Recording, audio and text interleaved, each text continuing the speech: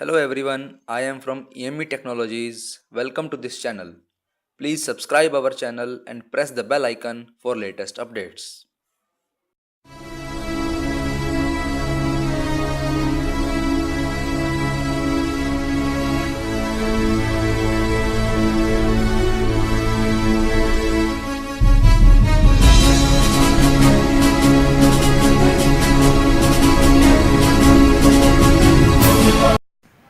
Hello friends, मेरा नाम खुशप्रीत है। मैं COEM रामपुरा फूल कॉलेज तो ग्रेजुएशन कर रही हैं।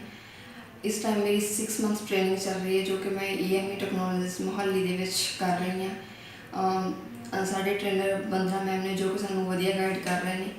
ਬੇਸਿਕ ਤੋਂ ਲੈ ਕੇ ਸਟਾਰਟ ਮਤਲਬ ਕਰ ਰਹੇ ਨੇ।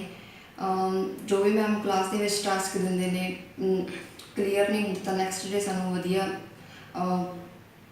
ਮੈਥਡ ਦੇ ਕੇ ਕਲੀਅਰ ਕਰ ਦਿੰਦੇ ਨੇ। ਐਂਡ ਇੱਥੋਂ ਦਾ ਸਾਰੇ ਸਟਾਫ ਬਹੁਤ ਵਧੀਆ ਐਂਡ ਸਟੂਡੈਂਟ ਵੀ ਟ੍ਰੇਨਿੰਗ ਤੋਂ ਸੈਟਿਸਫਾਈ ਨੇ।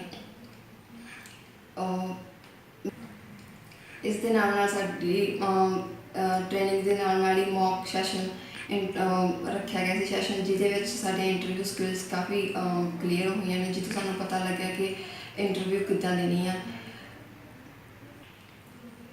ਮੈਂ ਇੱਥੋਂ ਦੀ ਟ੍ਰੇਨਿੰਗ ਦੇ ਨਾਲ ਸੈਟਿਸਫਾਈ ਹਾਂ ਅਤੇ ਆਪਣੇ ਜੂਨੀਅਰ ਨੂੰ ਵੀ ਸੁਜੈਸਟ ਕਰੂੰਗੀ ਕਿ ਇੱਥੇ ਟ੍ਰੇਨਿੰਗ ਲਗਵਾਉਣ। Thank you.